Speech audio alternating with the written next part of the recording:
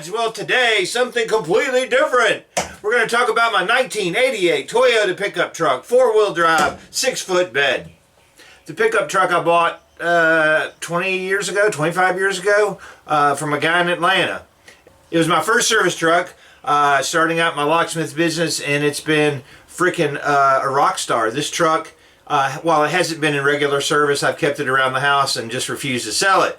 I love this truck. The Toyota pickup trucks, I think, from that era were some of the toughest, least expensive, easiest to work on vehicles ever made. I mean, they were just great trucks. Then Toyota started putting more leather in them, and then you got a $30,000 truck. But these trucks originally, when they came out, were affordable. They were just little pickup trucks that you could do a lot with, and the 4-wheel drive function, when they added that, the thing will go absolutely anywhere. So my little Toyota needs a little bit of love, so let's go take a look at it, and I'll tell you what my plans are for it and the issues that I have. All right, here's my little baby. It's a 1988 Toyota 4-wheel drive pickup truck. These trucks new were around $10,000 in 1988. You could pick up a 2-wheel drive version for around $7,000. So it's about $3,000 to get a 4-wheel drive option on them. It's got the 2.4 22R 4-cylinder engine, and they are rock solid as far as being dependable. There is absolutely not a lot of frills to these pickup trucks. They were just made to carry stuff, go anywhere, put in 4-wheel drive, and they're just awesome. Mine's a standard cab, but they did make a space cab, which was about 6 or 8 inches longer. If you were a fan of the Back to the Future movie, you might remember this truck, which was a Toyota SR5, which was the top of the line, and it had 4-wheel drive and a bunch of accessories put on it, but it's the same dang truck.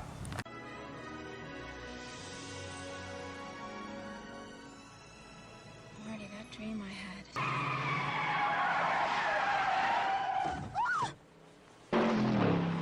One of the coolest things I put on the truck, because it had a topper on it, I still have the topper in back, I'm going to do that, we're going to work on that, but this is called a slide master. You basically can pull it out, and it comes out that far, so you don't have to climb up in the back of the topper, so it's really super cool. I'm going to put a new piece of plywood or something, some kind of wood on the back. I took that off to clean out the bed.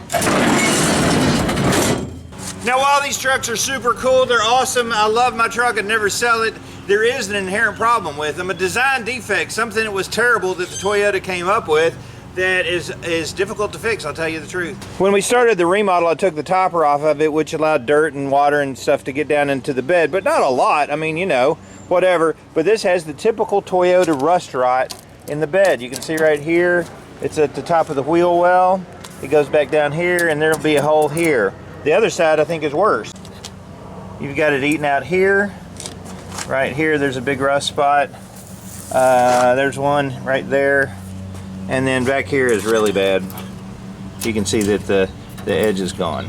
So if you look on Craigslist, eBay, you're down your street with your neighbors, you'll notice that almost every one of these stupid Toyota trucks has that rust in the bed like that. And why is that? Because every owner is irresponsible and leaves crap in the bed and just lets it rust out? No, it's because it's a stinking design flaw, and let me show you why. If you look closely at the bed, it's basically a piece of sheet metal that goes up to the bed and it's tacked in, and they've got a little seam sealer. Well, eventually, water, rust, something is going to happen. You can see on top of the wheel well, there probably wasn't a lot of water or junk up there, but it still is rusting out at that seam because there's no way really to protect it from rust, and it wasn't treated that well. So I got to fix my little baby, right? So what kind of options do we have? Well, the first option, A, is to cut out the bad metal and weld in some other ones. Now, you're still going to have the problem with rusting because you still got everything terminating right there at the bed. There's no way to stop that. Second one would be go get a used quarter panel. A lot of those are all rusted out, and they're then kind of short supply. The third one is to replace it with fiberglass. That's kind of the option that I went with, and there's more than one option with that. Found a place called FiberwerX here in the United States that makes fiberglass bedsides, and it's kind of a pre-runner thing, and I ordered a couple of those, and this is what it looked like trying to get them from the trucking company. Holy crap.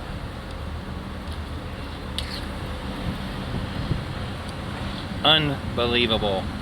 If they moved any slower, they'd be sitting still. Well, there they are, the new bedsides. Look nice, man. Great. They spent a lot of time packaging these things. All right, let me head back to Franklin. I got them tied in and we're ready to roll. Now I paid about $700 with shipping and everything to get these in, and let me show you what they look like. Okay, this is the one bedside, and it's one piece going down. It has a 4-inch, I think, 4-inch bolt, they call it a bulge, over the wheel well. And I've just got it set up there. So now I can put the bedsides on and fix the sides. No, I just don't like these. When I looked at them, I thought, ugh, they don't make a stock bedside replacement. FiberwerX doesn't. I can't bring myself to put these on the truck. I just can't. I don't like the look of it. So where does that leave me? So really, where does that leave me with the pickup truck repairing it? Well, I looked all over. I mean, absolutely all over. And hopefully this will be a primer for anybody that owns one of these old Toyota pickup trucks, how to fix this stupid thing. The only company that I found, there's only one in the whole world that makes replacement bedsides for this thing out of fiberglass, so they're like the stock one, is toyotafiberglass.com, and they are from Canada.